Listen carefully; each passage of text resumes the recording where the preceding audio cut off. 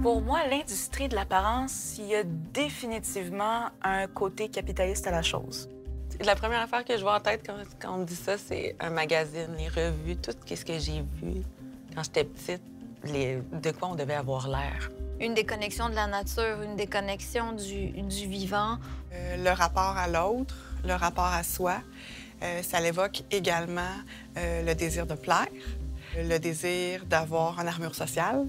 On peut penser au maquillage, on peut penser aux vêtements, à l'industrie un petit peu plus de la chirurgie esthétique. Puis moi, ben effectivement, ça me fait penser à l'industrie de la fitness. Sous le couvert de présenter le fitness, le bien-être, la perte de poids ou la santé, utilise ces faiblesses-là un peu dans notre psyché humaine pour pouvoir se faire des sous. On pourrait faire un bout au-dessus de la haine. Le temps d'une discussion, des gens de tous horizons viennent s'exprimer sur un enjeu d'actualité, mais surtout écouter, afin de déconstruire les peurs et comprendre l'autre. Car c'est au-delà de nos chambres d'écho que se trouve la richesse des nuances qui façonnent nos collectivités. Voici Chambre d'écho.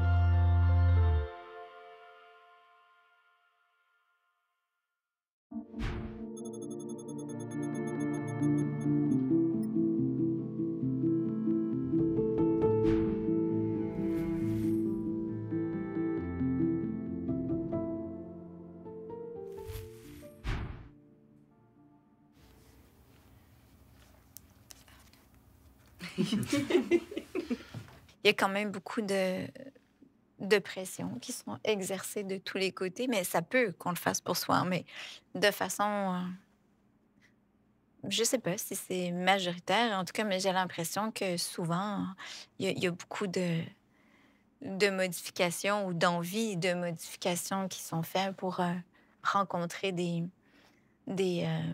standards. Les femmes, peut-être plus que les hommes, sont tenues auxquelles elles doivent se conformer pour répondre à des attentes esthétiques, sociales, tout dépendant d'où dans le monde. Et souvent, ces pressions-là sont tellement engrainées dans notre cerveau, de mon expérience personnelle, qu'il faut apprendre à sortir de ces attentes-là, savoir les discerner, au fond, pour pouvoir prendre soin de son corps, prendre soin de soi ou faire des modifications en communion avec soi. Puis j'ai beaucoup de discussions avec mes petites sœurs parfois par rapport à ces choses-là, de dire telle mode ou telle chose, qu'est-ce que t'en penses au fond? Est-ce que tu le fais parce que tout le monde le fait ou tu le fais parce que ça représente ce que t'es? Puis on est libre de faire ce qu'on veut de nos corps, selon moi. Mais il y a vraiment une réflexion à avoir pour être en paix avec soi. Dès que l'on se regarde soi ou qu'on se regarde dans le miroir, il y a une voix en arrière qui est cette voix cultivée-là par les mots des parents, peut-être par les commentaires qui ont été faits dans l'enfance, par les empires médiatiques qui présentent un idéal de perfection, qui nous dit « tu n'es pas capable d'atteindre cette perfection-là ». Pour moi, je suis d'accord qu'on peut s'habiller pour faire des modifications pour soi, dans le sens où tout ce qu'on fait, on va le faire, même si c'est pour les yeux des autres, on le fait pour nous, comment on va se sentir. Puis que ce soit positif ou négatif, quelqu'un qui va, par exemple, décider d'avoir une chirurgie plastique pour que quelqu'un l'aime plus ou pour que sa vie change, elle va le faire pour elle parce qu'elle est malheureuse. On le fait pour soi-même, ben oui, parce que c'est à nous-mêmes que les impacts vont. Est-ce qu'ils sont positifs? Pas nécessairement. Il y a un mouvement qui est plus grand que moi, définitivement. Fait que je m'habille ce matin, je me prépare pour le podcast, je me sens bien, mais je l'ai fait pour moi. En même temps, je l'ai fait parce que j'allais être filmée. On parle de modifications corporelles, là. Les modifications corporelles, c'est large, là. Tu sais, on peut aller de vêtements, ongles, se raser, ben, des tatous, hein? Puis, ben, tu sais, si je prends un exemple sur toi, je pense pas que tu as fait ça pour quelqu'un d'autre que toi. Les humains, c'est des êtres sociaux, puis les normes sociales vont quand même nous affecter. Puis, tu sais, on le fait pour nous dans le sens qu'on veut adhérer au groupe et on veut pas se sentir nécessairement exclu. Le corps, c'est un espace de création et d'expression. Puis je pense qu'on est capable de le mettre de l'avant, du moins de mon côté à moi. C'est vraiment pour ça, avec le tatouage, le perçage, puis de montrer une autre vision un peu à la société qui est assez normative à beaucoup d'égards. Puis peut-être de susciter des réflexions, d'amener les gens à poser des questions, pourquoi, puis en même temps de mettre en lumière un peu des œuvres d'art, en fait, que des artistes ont fait et tout ça. Fait que je le vois vraiment comme ça, puis je le fais d'abord et avant tout, pour moi, ça m'a beaucoup permis aussi d'être capable d'accepter des complexes sur mon corps en utilisant celui-ci comme un espace de créativité et non comme un objet de souffrance ou de pression sociale. On passe tellement de temps à penser à qu'est-ce qu'on a l'air. Tellement. Trop de temps. Tellement, depuis jeune, tellement de temps que j'ai passé à me maquiller, à me dire comment j'allais être belle. Est-ce que j'allais être belle parce que ma vie allait dépendre de ça? Au lieu de penser à qu'est-ce que je voulais faire plus tard, je pensais à qu'est-ce que je vais avoir l'air. Puis encore aujourd'hui, ça a de l'incidence. Je me suis changée 4 fois avant de venir ici pour remettre le même kit que j'ai mis au premier. Puis je suis partie déçue. Puis j'ai dit à mon chum en sortant du char, je suis laide. On a tellement donné de la valeur à la beauté qu'après ça, ben, des femmes qui ne se sentent pas dans des standards de beauté se disent, ben, au moins, ben, je vais avoir l'intelligence, je vais avoir ci ou je vais avoir ça. C'est-à-dire que pour une femme, on a le droit d'avoir une affaire. Fait que soit qu'on est belle ou soit qu'on est intelligente. Puis c'est pas vrai, ces choses-là. On peut être tout ça en même temps, puis sans que notre apparence soit importante, parce qu'on va toujours en parler anyway.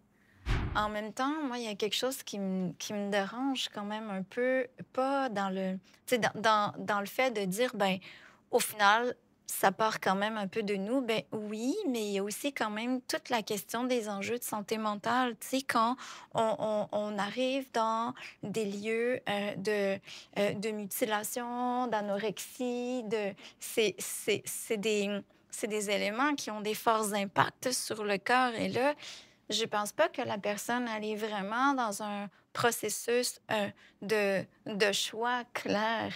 Puis si on n'est que dans la superficialité, là, il y a un problème parce qu'on ne fait que pour les autres. Mais si on le fait pour soi à l'intérieur aussi, ben je pense que là, on va rentrer dans un processus de psychothérapie pour être capable de s'aider aussi dans son estime de soi. Puis je vais te relancer aussi sur l'automutilation. Le tatouage peut être considéré comme une forme d'automutilation parce qu'il peut avoir de la souffrance au travers de tout ça, mais on le rend avec quelque chose de beau. Moi, j'ai fait cette transition-là de l'adolescence. Quand j'ai commencé à me faire tatouer, j'ai arrêté de me faire mal parce que j'avais des belles œuvres sur moi, puis c'est des choses que j'aimais. Puis après ça, il y a tout eu un processus qui s'est fait. C'est particulier, là, mais quand il peut y avoir cette transition-là de un à l'autre, où est-ce qu'on sort un peu de cette souffrance-là pour la transformer dans quelque chose de beau, mais ça passe assurément par la thérapie, là. On peut pas... Moi, je pense pas qu'on peut s'en sortir sans ça.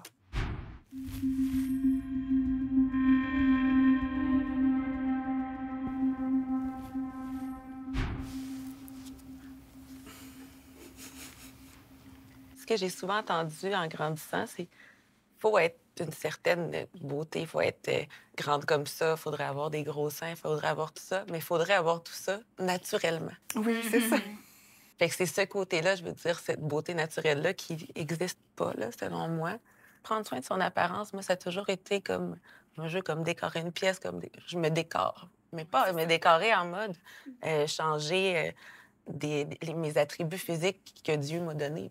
Je dirais, je pense pas que je me ferais une augmentation mammaire, je pense pas, mais je vais quand même, toute ma vie, j'ai trouvé ça difficile de grandir dans un milieu où tout le monde est blanc, d'avoir des cheveux extrêmement crépus. Moi, je pleurais là, quand j'étais petite, puis je voulais avoir des cheveux blonds, puis je voulais avoir les yeux bleus, puis je voulais être blanche.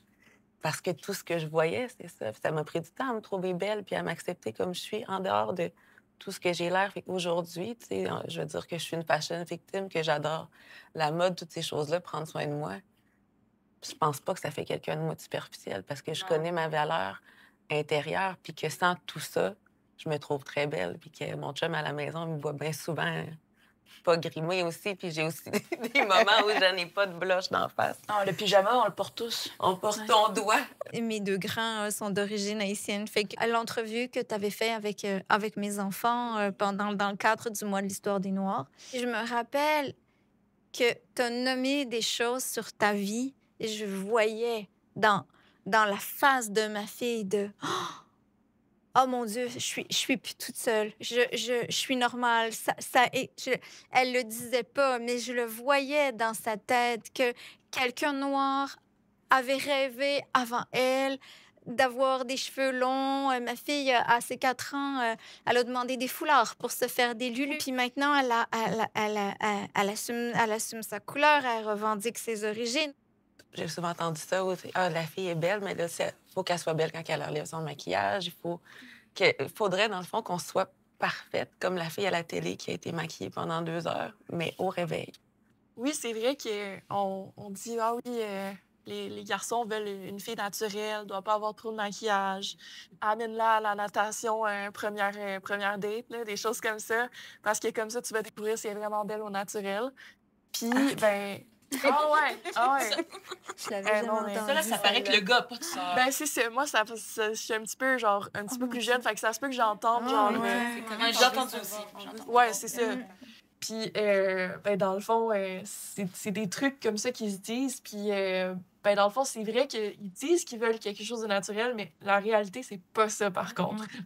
La réalité, c'est que, tu sais, peu importe, mettons, des fois, j'ai ri un petit peu parce que j'ai des amis qui sont des hommes, puis ben, ils me montrent une fille, puis ils font genre, oh, wow, elle est vraiment belle, puis elle est tellement naturelle. Puis là, ben, je regarde, puis elle a comme du fond de teint, elle a du mascara, du eyeliner, genre des affaires pour les sourcils, etc. Fait que c'est une fausse impression qu'on a de valoriser la beauté naturelle over superficielle. Mais quand j'étais dans la vingtaine, c'était pas les mêmes phrases, mais c'est un peu le même vécu. Je pense qu'il y a des hommes qui évoluent comme il y a des femmes aussi au travers de tout ça, notre image, puis eux aussi. Mais quand tu es dans la vingtaine, c'est vraiment difficile. C'est important de regarder autour de nous, pas les hommes, autour de nous, que ce soit des hommes ou des femmes ou des enfants, à quel moment on se fait dire qu'on est belle, qu'on se fait aimer, qu'on se fait regarder avec un regard doux, qu'on se fait toucher de la bonne façon.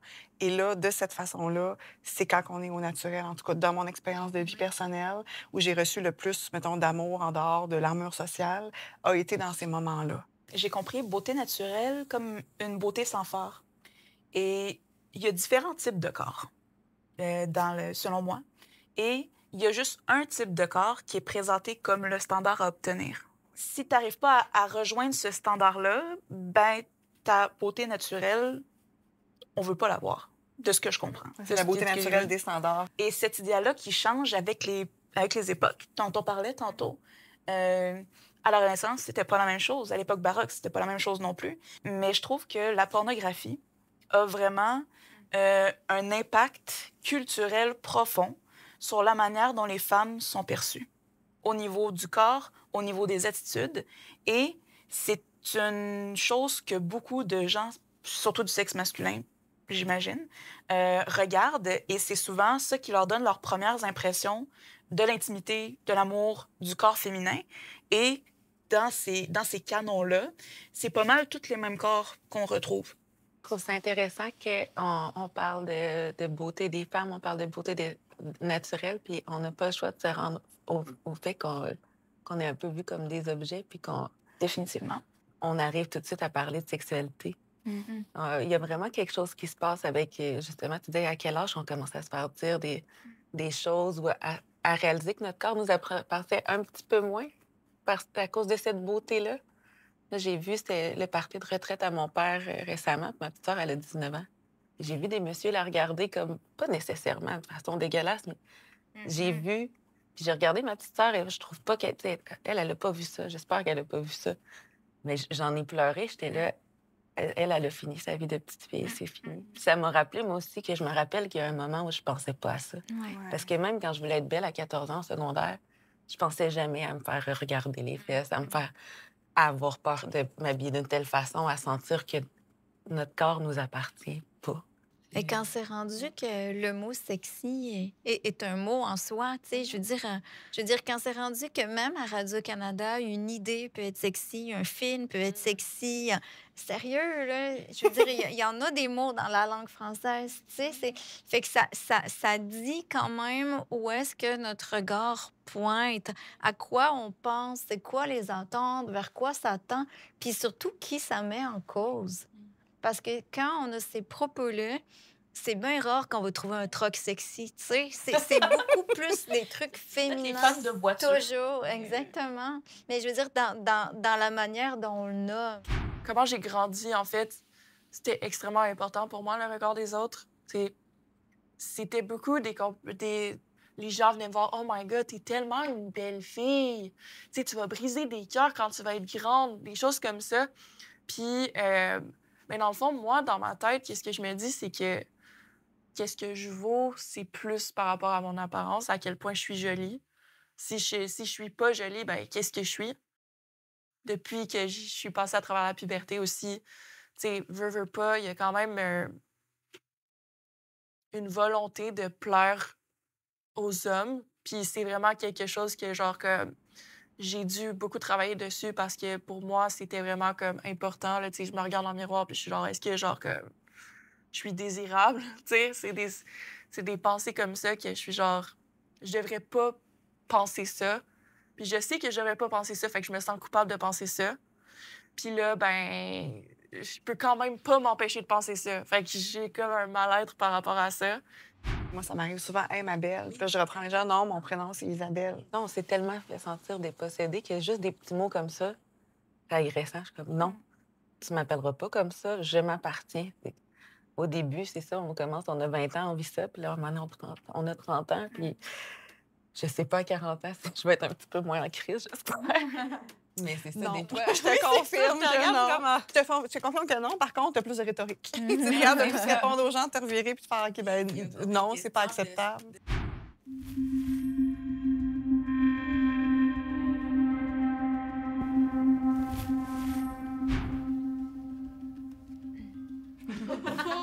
Il n'y aura pas beaucoup de débats.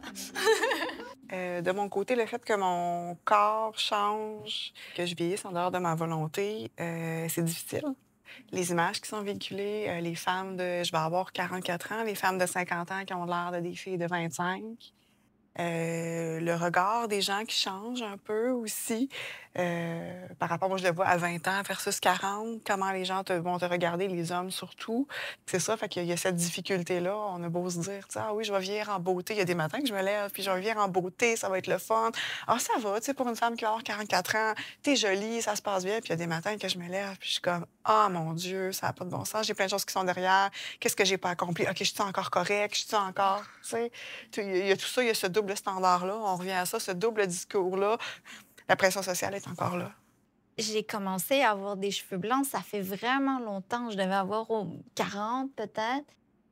Fait que, finalement, d'avoir des cheveux blancs parce que c'est naturel, parce que dans la vie que j'ai, le processus, les valeurs que je choisis, pour moi, ça fait du sens. Mais que tous les gens autour se teignent les cheveux, puis que finalement, t'as pas l'air d'avoir 50 ans, t'as l'air d'en avoir 70 quasiment, parce que ça crée un décalage dans les repères visuels qu'on a. Tu sais, ça serait mentir de dire que ça me fait rien.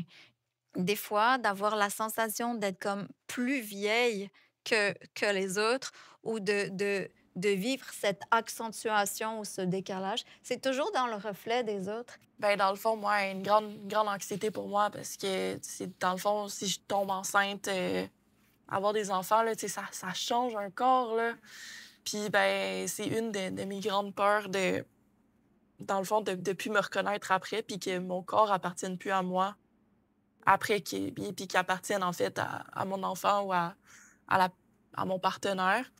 Arrivé au cégep, je mangeais plus chez maman, fait que j'ai perdu du poids, j'ai mangé moins bien un peu, je mangeais pas autant de repas consistants, mais rien de grave. Mais c'est à ce moment-là qu'on a commencé à me dire « Ah, t'es vraiment belle. Ah, ça te fait vraiment bien, t'as perdu du poids. » Puis pour vous dire, là, j'avais 16 ans, je pesais 140 livres. Là. Ça a été difficile pour moi que mon corps change. Puis à partir de ce moment-là, ça a pris des années pour que je sois capable de vivre sans balance, sans commencer à regarder tout le temps qu'est-ce que je mangeais. Qu'est-ce qu'un corps en santé a l'air va être assez différent selon la personne puis selon l'utilité qu'elle veut faire de son corps. Ça fait environ 6 ans que je m'entraîne de manière constante. Je vois souvent, tu sais, des gens dans la culture comme du gym, du fitness, qui sont, qui ont comme une idée de qu'est-ce que ça a l'air être en santé. Moi, tu sais, avant, je vais dire, j'avais comme un six-pack, là, j'étais genre vraiment hyper en forme, puis on me complimentait sur ça.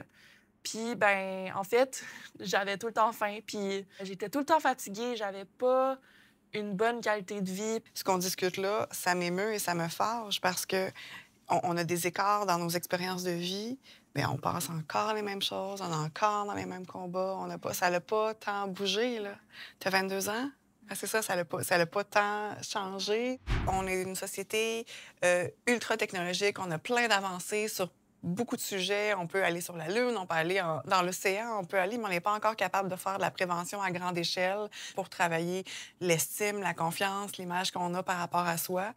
On n'utilise pas les bons outils, je trouve, de la bonne façon. La société ne met pas ça de l'avant, fait que ça me fâche de voir que, justement, 20 ans plus tard ou 20 ans plus jeune que moi, ben on a encore ces enjeux-là. Qu'est-ce que ça va prendre pour qu'on les adresse? J'ai un syndrome des ovaires polykystiques. Ce qui fait que j'ai un débalancement hormonal au niveau de mon corps qui s'est déclaré à peu près vers l'âge de 13 ans. Et ce qui fait que j'ai un niveau de testostérone un peu plus élevé que la moyenne des femmes. Ce qui fait que le poil est un combat constant pour moi. Ça fait toutes sortes de choses au niveau hormonal du corps. Et ça fait que j'ai du poil là où une femme n'est pas censée en avoir habituellement. Donc, les favoris un peu. Et c'est un combat constant avec... parce que moi, j'aime pas avoir du poil. C'est une sorte de problème sensoriel personnel. J'aime pas avoir du poil. J'aime ça que ce soit doux. Mais c'est un combat constant. C'est quelque chose sur lequel j'ai très peu de contrôle. Je peux prendre des médicaments pour améliorer mes hormones, ce que je fais.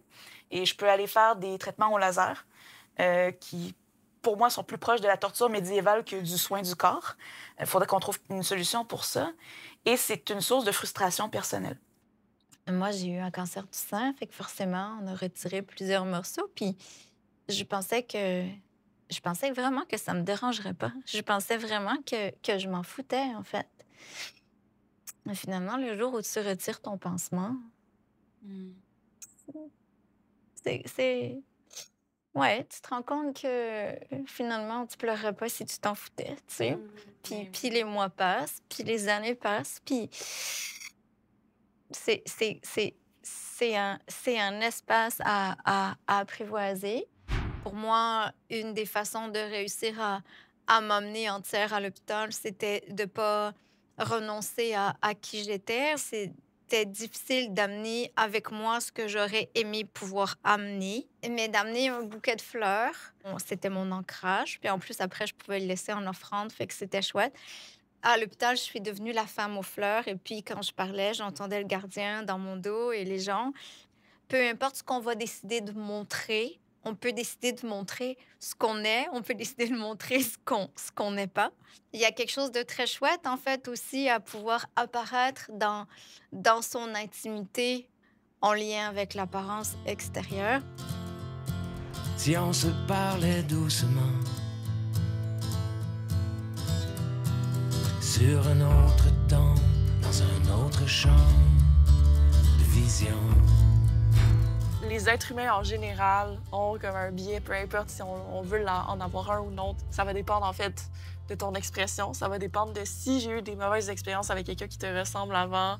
Je pense que ça nous habite tous. C'est même, je pense, profondément instinctif, en fait. C'est une façon de se reconnaître, d'aller là où on pense qu'on va être validé, où on a de plus grandes chances de survie.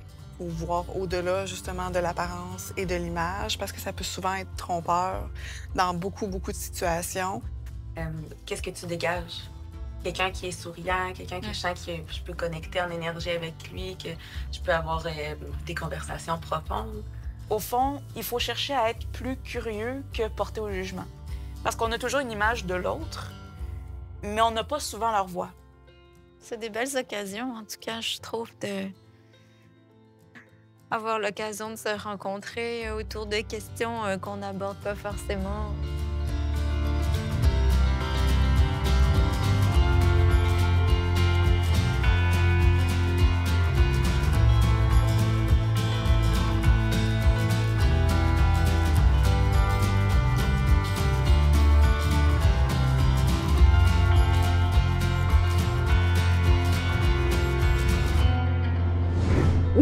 Bye.